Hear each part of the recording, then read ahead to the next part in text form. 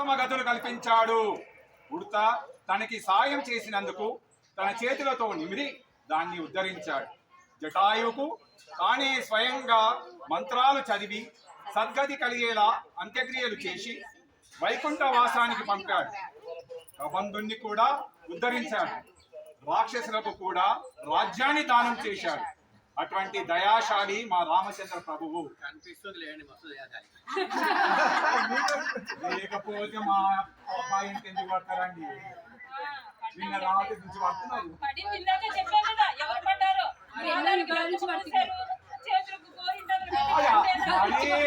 ప్రేమతో చూసుకోవడం కూడా తప్పేనా అండి?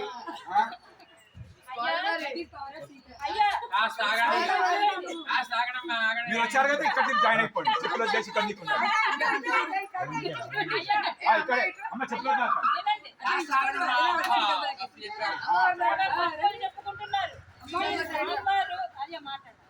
అయ్యా, మీ స్వామివారి పక్షపాతానికి మా దగ్గర కావలసినన్ని రుజువులు ఆధారాలు ఉన్నాయి. అన్ని తెలిసి మా ఇంటికే పడ్డానండి.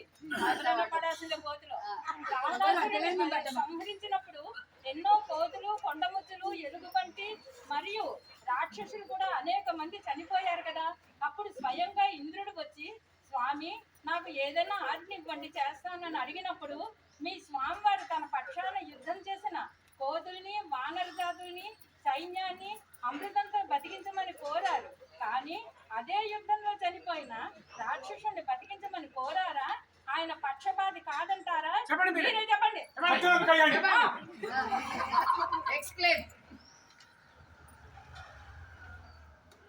ఏమి తెలివితేటలండి మీరు,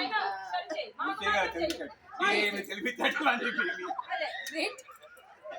అసలు మీకు జవాబు చెప్పాలంటేనే మాకు చాలా విసుగ్గా ఉంది. ఏదైనా అర్థమయ్యేటోళ్ళకి చెప్పచ్చు కానీ అర్థం కాని ఏం జవాబు చెప్తామండి. కనీసం ఇప్పుడైనా అర్థం చేసుకుంటారని ఆశిస్తున్నాం.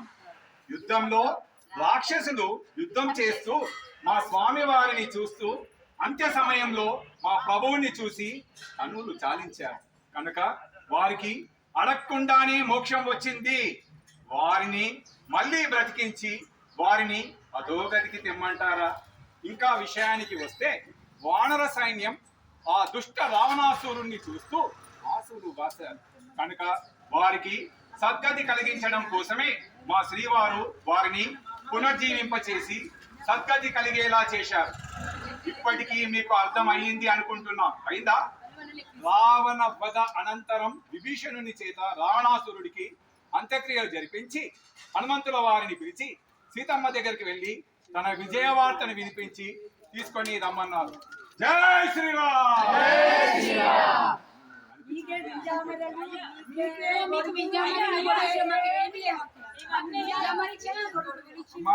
మీరు మర్యాద తెలియదు.